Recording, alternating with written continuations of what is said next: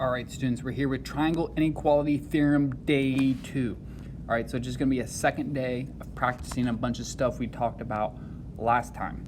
Anywho, in math, we usually describe things quantitatively using numbers. Sometimes we need to evaluate things qualitatively, descriptively, in order to see the big picture or help to get us through a problem.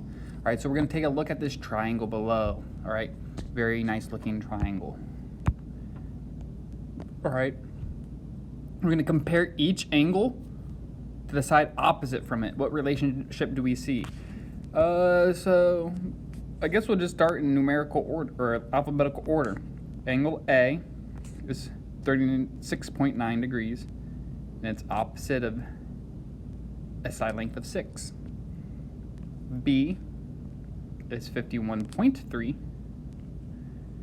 This angle right here, and it's opposite of angle 8. And then angle C is a 90-degree angle, and it's opposite of a side length of 10.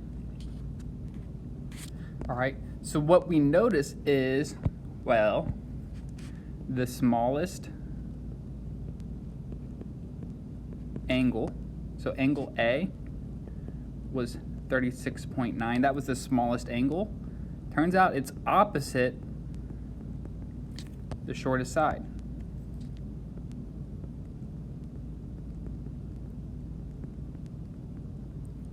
Cool.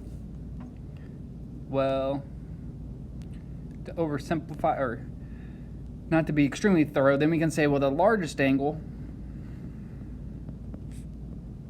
so that was angle C, that was 90 degrees, was opposite from the longest side.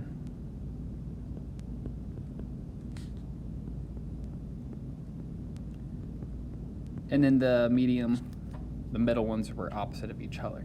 So triangles, that's just how they're formed. That's a property of them. The longest angle is opposite the longest side. The smallest angle is opposite the shortest side. All right, cool. And it says, write in your own words the angle side relationship. That's always true for any triangle. We'll be a little bit lazy and just make an arrow. All right, we can write the same thing there. All right, so let's develop some skills and practice a little bit. List the side or angles, whichever one's not given to you, from smallest to greatest, and measure. All right, so this one gives us the angle. We need to go from smallest to greatest. So the smallest angle right here is 51 degrees. That means the smallest side is side AB. All right, next we got 62. Is going to be opposite of side BC. We don't know these lengths, but I know it's longer than AB based on how the angles are placed. And lastly, this biggest angle is going to be opposite the biggest side. Cool. All right, and this problem right here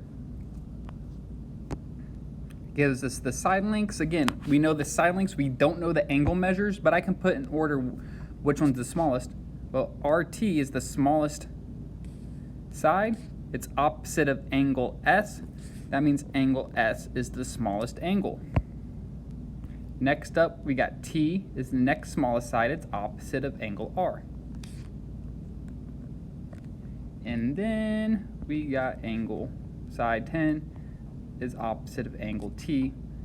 We don't know the measure, but I know angle T is the largest angle.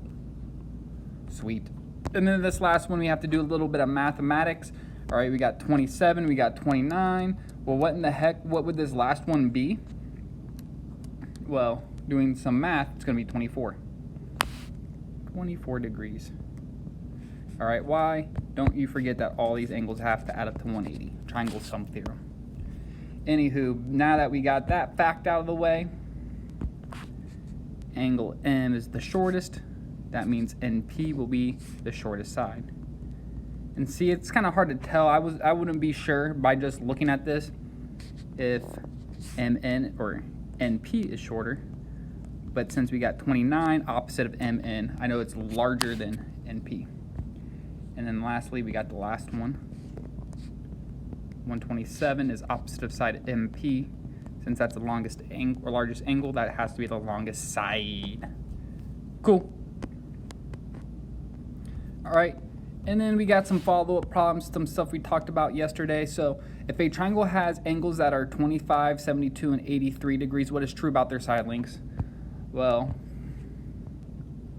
no congruent angles. That means, that implies no congruent sides.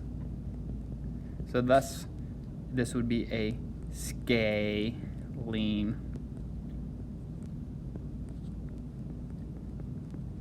triangle. I did a bad job on that S. I gotta retry that S. I rushed.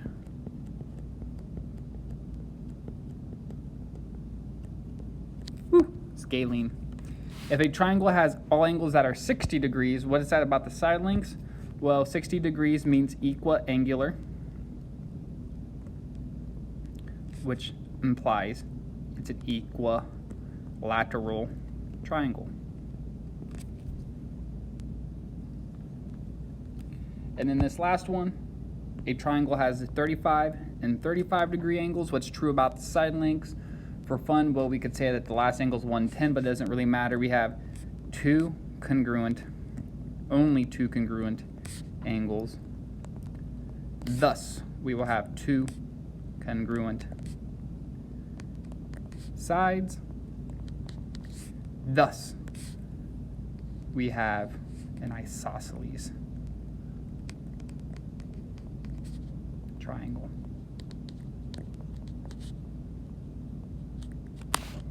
All right. Stay tuned for this. Oh, and thus the number of congruent sides is equal to the number of congruent angles. All right, and that's the last fun fact. Stay tuned for the fun spaghetti.